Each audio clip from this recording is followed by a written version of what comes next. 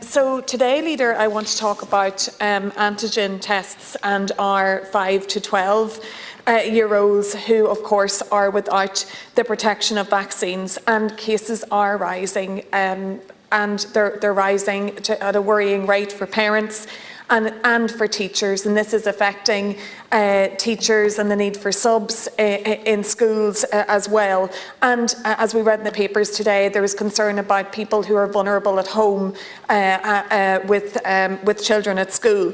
And parents aren't reassured by the Chief Medical Officer's comments at the weekend that international evidence tells us that in the vast majority of cases, children who become infected with COVID-19 experience mild symptoms and are asymptomatic. They're still worried. They're worried about long COVID, as they were worried about teenagers, and they're worried about PIMS.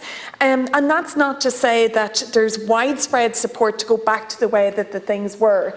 In terms of the previous trace and testing. But it's clear as day that primary schools and teachers need an extra line of defence. So, you know, the Taoiseach talked about mandatory antigen testing for asymptomatic close contacts also in schools.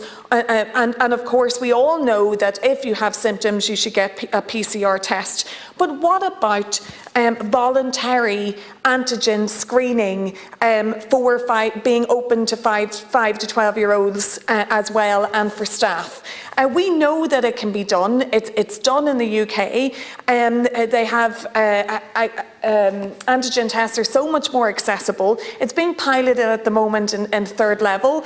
They have videos in the UK on how to actually do the antigen tests with children. I think we have to acknowledge that identifying symptoms in children isn't black and white. We can lean into the doubt the parents have about a runny nose, or when a child says they're not feeling well, but they don't feel that there's enough concern to go for a PCR test.